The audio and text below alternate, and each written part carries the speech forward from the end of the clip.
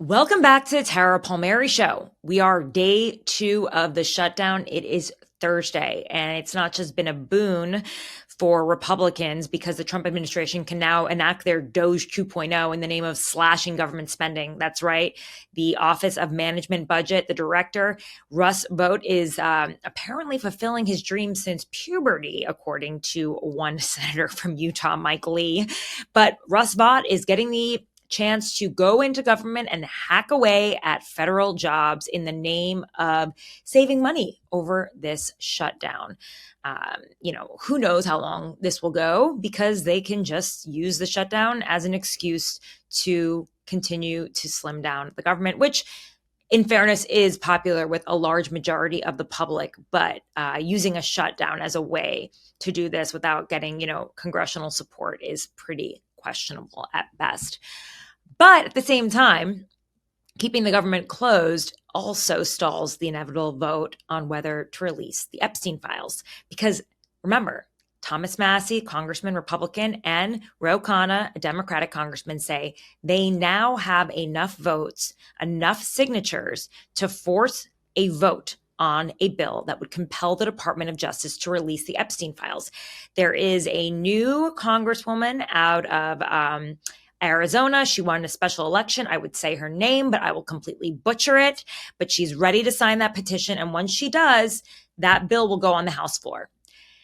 Problem is that House Speaker Mike Johnson will not swear her in under a pro forma session, even though it's been done before. He refuses. Some see this as a stalling tactic, as a way to make sure that this elected official does not become a congresswoman so that she can do what the Republicans do not want. They do not want to be on the record voting against the release of the Epstein files because it's so obvious that the American people want to know why he got this sweetheart deal, what the DOJ was up to, why so many children and girls and young women were completely ignored.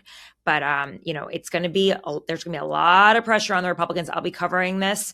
The Trump administration certainly does not want this vote to go through. He does not want it on his desk. He doesn't want to have to be the one to veto it. And I'm sure he will, but it's just not a vote that he wants to deal with. So that is the first thing that I'm going to discuss on the Nicolle Wallace Show on MSNBC. You will be able to hear the full show on this podcast. We're also going to talk about why some of the people in Trump's inner circle, like his former White House advisor, Steve Bannon, his former best buddy, Elon Musk, and the Republican mega donor, Peter Thiel, who donated a ton of money to him and helped basically create, J.D. Vance from being as a senator from Ohio. When I don't know if you remember this, but back in the primaries in Ohio, he was coming in third, and Peter Thiel had a huge part in, helping J.D. Vance along, in addition to Trump giving him the endorsement. But they were all, according to Epstein's schedule that was handed over by the Epstein estate over to the House Oversight Committee, spending time with him after he was a registered sex offender. In fact, Bannon spent time with him just months before he was arrested again in 2019 and just a year after he left the White House.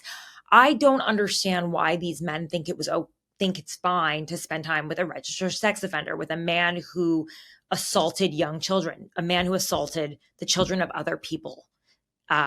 It's disgusting to me. We should also note that Bill Gates, a great philanthropist, also was on Epstein's calendar in 2014. It shows that they went to a party together.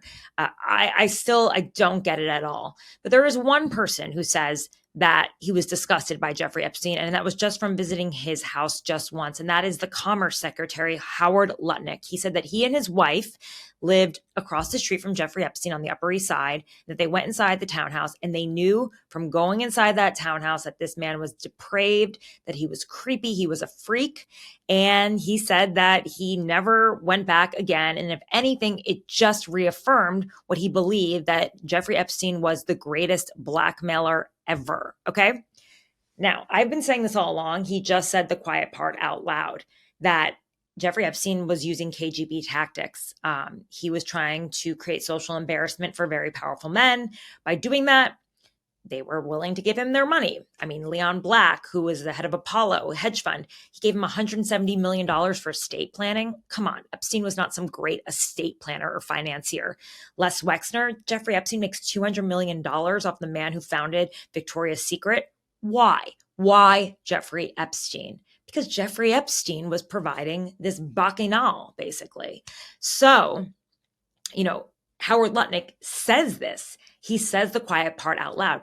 And the reason that we should care so much, not only because Howard Lutnick was the CEO of Bear Stearns, and he would know this crowd and the people that were around Jeffrey Epstein, but because what he is saying directly refutes the Department of Justice and the line that they came out with in July, right around July 4th, as you'll remember, when the Jeffrey Epstein story became a thing again, thanks to Pam Bondi, the DOJ, and when she said, quote, that they have no incriminating client list and they found no credible evidence that Epstein blackmailed prominent individuals. They said they had not uncovered evidence to support investigating uncharged third parties.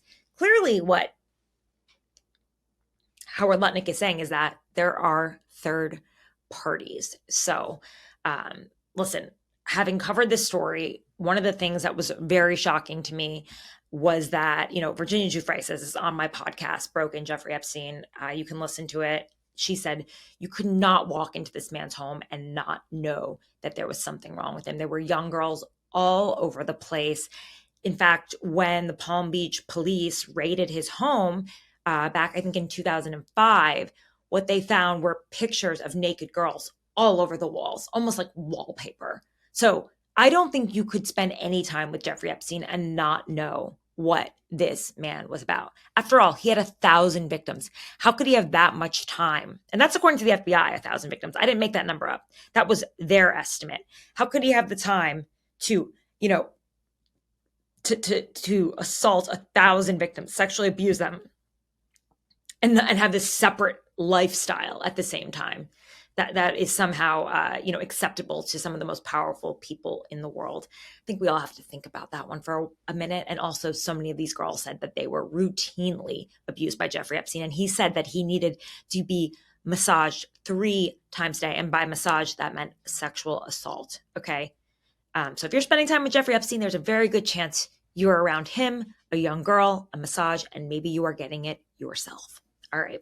We're going to move on to the show with Nicolle Wallace and Tim Miller of The Bulwark, who is a huge star online. And as you know, Nicolle Wallace, I'm a fan of hers and the reporting that she does at MSNBC. She's really stayed dedicated to this story. She cares about the victims. I can tell from the questions, from her, just her line of questions and from the way that she's stayed on it. I mean, a lot of people move on. And I feel like it's important that we have people in the media who are staying on it. Lawrence O'Donnell, too, last night on MSNBC had a great segment on Alan Dershowitz and how Alan Dershowitz called these girls prostitutes. Prostitutes. Do you believe that? Young girls, prostitutes.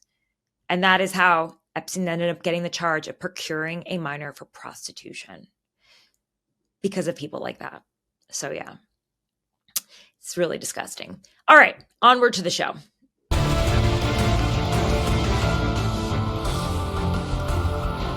Hi there, everyone. It's 4 o'clock in New York. We begin today with a story Donald Trump desperately does not want to see covered anywhere.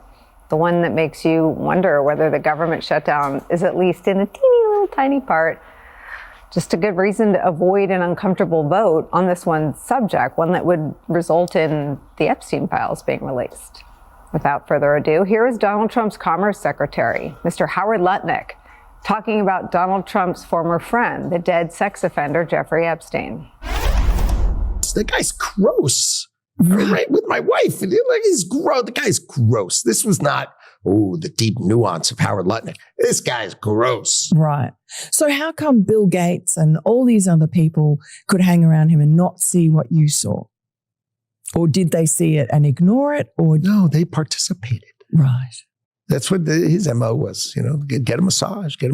And what happened in that massage room, I assume, was on video. This guy was the greatest blackmailer ever.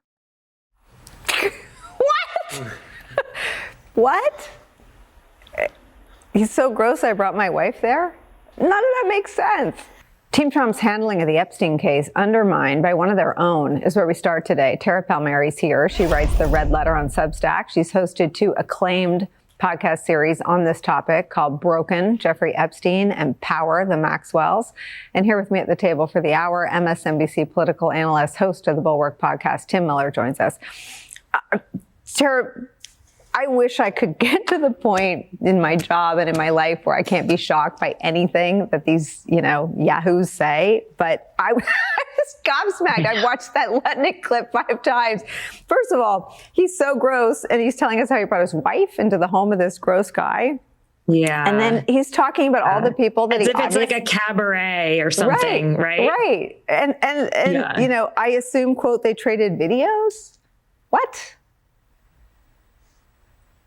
Yeah. I mean, there were cameras all over the house. You could see that when you walked in, which is exactly how Jeffrey Epstein wanted it. I think it's really disgusting, but I think we can't forget that Howard Lutnick was the CEO of Cantor Fitzgerald. And he knew a lot of the people that Jeffrey Epstein was around, people whose estates Jeffrey Epstein managed, right? Like Leon Black of Apollo, who gave him $170 million for estate planning, or Jess Staley, who was his banker at Morgan Stanley. So I'm sure, had already heard about Jeffrey Epstein's reputation.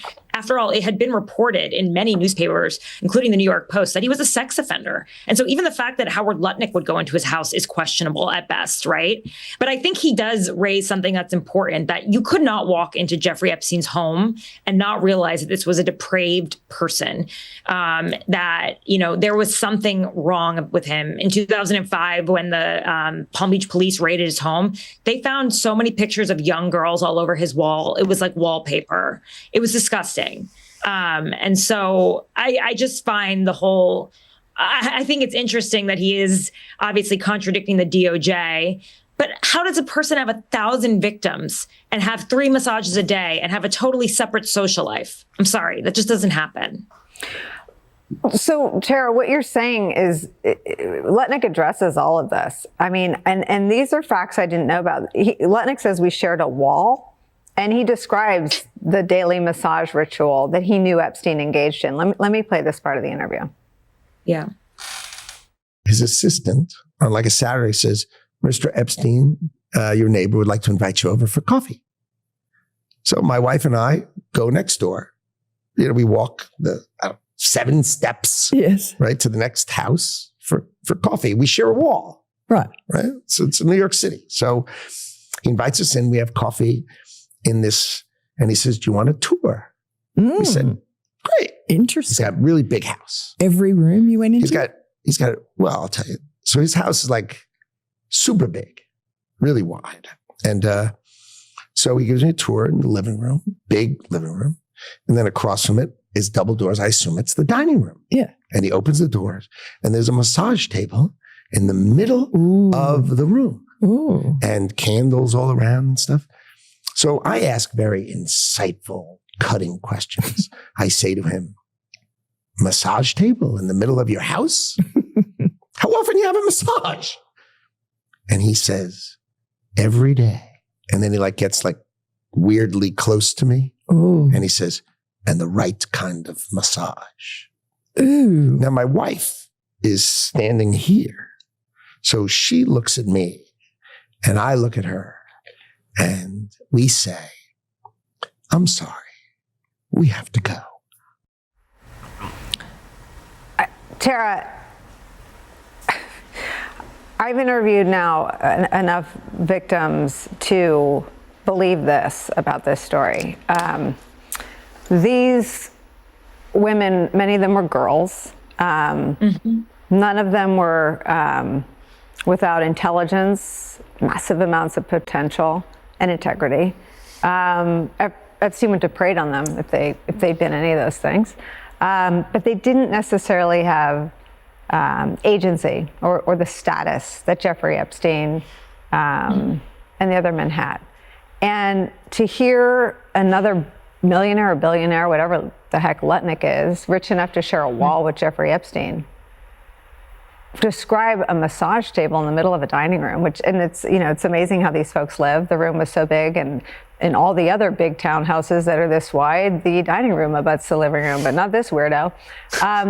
What is so revealing is how many people knew that Jeffrey Epstein had a daily massage. Who did they think massaged him every day? Yeah, no, I think you're right. It's just, and he seems to be enjoying even regaling the story. It's like he's enjoying telling you about this sort of access he had to this pedophile, and the fact that he had his own experience with Jeffrey Epstein himself. And you're right. I mean, this is one thing that Virginia Giuffre told me when she was alive and we worked on the Broken podcast together.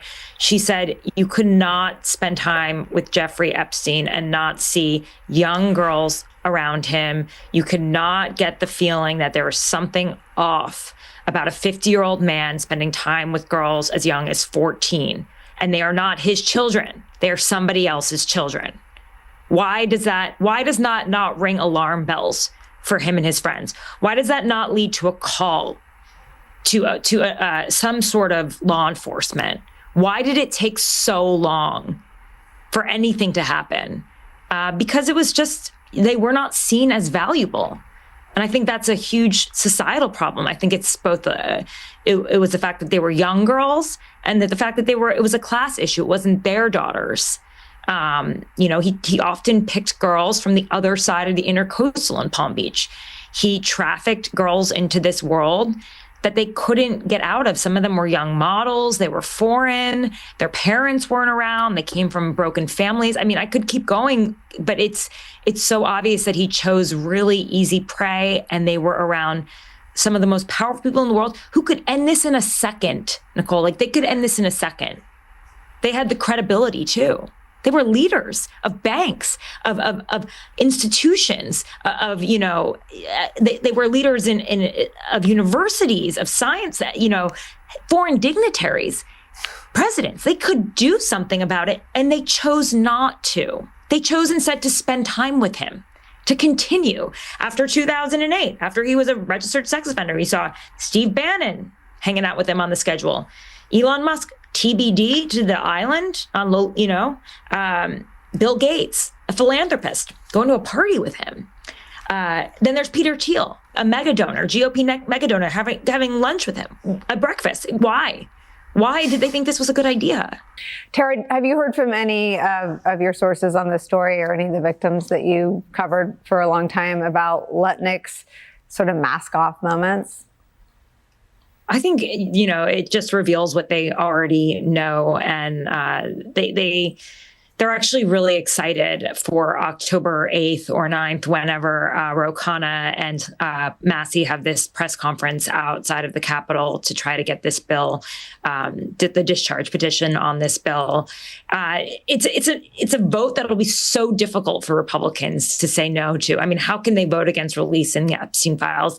And then I think when it moves on to the Senate, it'll be the same. And if it ends up on Trump's desk, if he vetoes it, it's just such a bad look. I mean, they believe that they can put political pressure on some of these members. I think they believe that the people are on their side, and they're hopeful.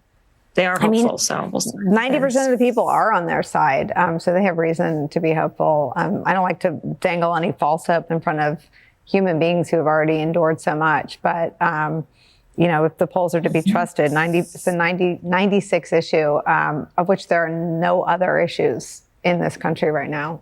Tara, thank you so much for joining us on this. That was another episode of the Tara Palmeri Show. Thank you so much for joining me on this big day. We've hit 100,000 subscribers on YouTube. It's thanks to you. Thank you for sharing this show with your friends and your family, and for commenting and sending me feedback and emails and just keeping me accountable to you, the audience. And I love this dialogue that we're having. This is a journey that we're on together. I want to know what you want to hear more about. And I also have to thank my team, because I could not do this without them. This is not a one-woman show. I've got my producer, Eric Abinate. I've got Adam Stewart on the thumbnails. I've got Dan, one Dan handling editing, another Dan who is doing more of the business affairs for me, because this is, this is an organization now. And Abby Baker, who is our researcher and reporter. And I hope that this only grows and that our mission continues to grow of truth to power. Thanks again. Like, share, rate, subscribe. And of course, if you like my journalism, go to tarapalmeri.com and sign up for my newsletter, the Red Letter. My exclusive reporting will go straight to your inbox, and it's a way to support my independent journalism. It's a way to keep me doing what I love to do best and doing what I believe we need at this time.